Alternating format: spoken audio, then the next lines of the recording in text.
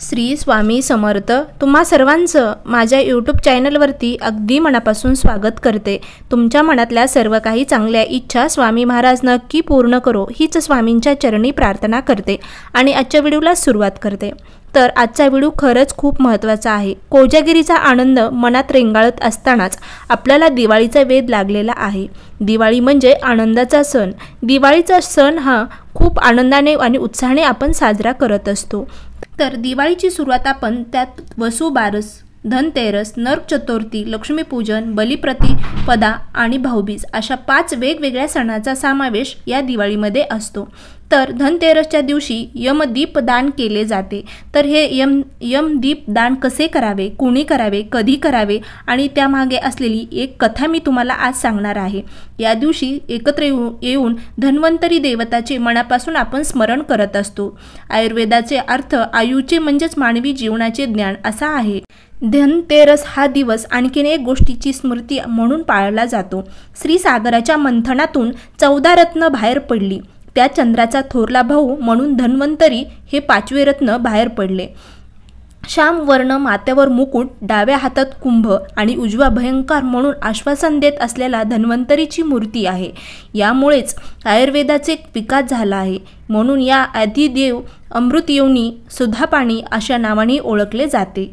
यामुळेच नाना औषधाचा विकास झाला आहे। अनेक वनस्पतीचे औषध तत्व देवांना समजले जाते। भगवान विष्णूच्या 24 अवतारांनंतर धन्वंतरीची गणना केली जाते।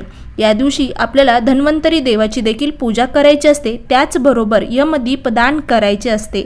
तर यमदीपदान कधी करावे, तर संध्याकाळच्या वेळेमध्ये दिवे लावणीच्या वेळेस आपण ज्यावेळेस दिवे लावतो त्यावेळेस यमदीपदान करायचे असते। यमदीपदान करत असताना आपल्याला कणकीचा दिवा तयार करायचा आहे। चौमुखी 4 मुखाचा असलेला दिवा आपल्याला तयार करायचा आहे।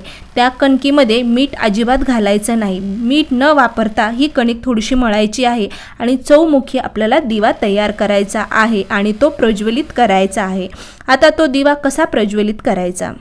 आता धनतेरसच्या दिवशीच आपल्याला यमदीपदान करायचे आहे। संध्याकाळी दक्षिणेकडे कणकीचा एक दिवा लावायचा आहे। त्यालाच आपण यमदीपदान म्हणत असतो। या दिवशी तेल व वात घालून घराच्या बाहेर आपला मेन दरवाजा जो आहे त्याच्या बाहेर आपल्याला दक्षिण दिशेला दिवेची ज्योत दक्षिण दिशेकडे करावी आणि आपल्याला तो दिवा प्रज्वलित करायचा आहे। दक्षिणेकडे तोंड करून तो दिवा ठेवायचा आहे घराच्या मेन दरवाजाच्या बाहेर आणि त्या दिव्याला आपल्याला हळदी कुंकू लावून यमराजाला प्रार्थना करायची आहे। त्यानंतर आपण बघा कोणत्याही दिवशी दिव्याची पूजा करतो ना त्यावेळेस दिवा कधीही दक्षिणेकडे तोंड करून ठेवत नाही, पण याच दिवशी आपल्याला दक्षिणेकडे दिवा करून ठेवायचा आहे। दक्षिण दिशा ही धर्माची मानली जाते। धर्मराज ही मृत्यूची देवता आहे। या दिवशी त्यांची पूजा केल्याने अपमृत्यू टळतो। आपल्यावर जे संकट येणार आहे मृत्यूचं ते टळत असतं। यामागे एक कथा आहे, ती आपण कथा ऐकूया। एकदा यमराजाने आपल्या दूतास एक प्रश्न विचारला, काय रे, आजपर्यंत तुम्ही अनेक लोकांचे प्राण हरण केले आहेत, पण हे करत असताना असा एखादा प्रसंग घडला आहे का की ज्यामुळे तुम्हाला वाईट वाटेल, तुम्हाला दुःख झाले? थोडा विचार करून दूताने उत्तर दिले, आठवतं, असा एक प्रसंग आम्हाला आठवतो। धर्मराज म्हणाले, सांगा बरं? दूत म्हणाले, महाराज, पृथ्वीवरील हेमराज नावाच्या राजाचा मुलाचे प्राण हरण करत असताना आम्हाला अतिशय दुःख झाले। एवढं दुःख होण्याचे कारण, महाराज, या राजकुमाराचा विवाह 4 दिवसापूर्वी झाला होता। सगळ्या राज्यात राजवाड्यात केवढा आनंद होता, पण तो आनंद संपण्याच्या आत राजपुत्राने आपल्या विवाहाचा साज शृंगार उतरवायच्या आतच त्याचे प्राण हरण करण्याची वेळ आमच्यावर आली। नुसतंच लग्न झालेल्या त्याच्या पत्नीपासून त्याचे प्राण हरण करताना आमचे डोळे ओले झाले। तिचा शोक पाहून आम्हालाही वाईट वाटले। हा प्रसंग ऐकून यमराजालाही वाईट वाटले, त्याचेही डोळ्यात पाणी आले। तोच दूत पुढे म्हणाला, महाराज, कृपा करा आणि पुन्हा असा अपमृत्यूचा प्रसंग कोणावरही येऊ नये असं काहीतरी करा। विचार करून यमराजा म्हणाले, ठीक आहे, जे लोक या धनतेरसच्या दिवशी मला दीपदान देतील आणि आजपासून पुढे 5 दिवस दीप उत्सव साजरे करतील त्यांचा असा अपमृत्यूचा प्रसंग त्यांच्यावर कधीही येणार नाही।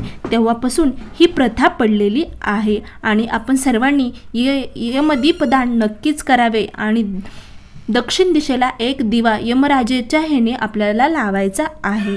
तर या प्रकारे आजचा व्हिडिओ होता। खरंच व्हिडिओ तुम्हाला आवडला असेल तर नक्कीच व्हिडिओला लाईक, शेअर आणि सबस्क्राईब करायला मात्र विसरू नका। कमेंटमध्ये नक्की लिहा श्री स्वामी समर्थ, जय जय स्वामी समर्थ। अवधूत चिंतन श्री गुरुदेव दत्त।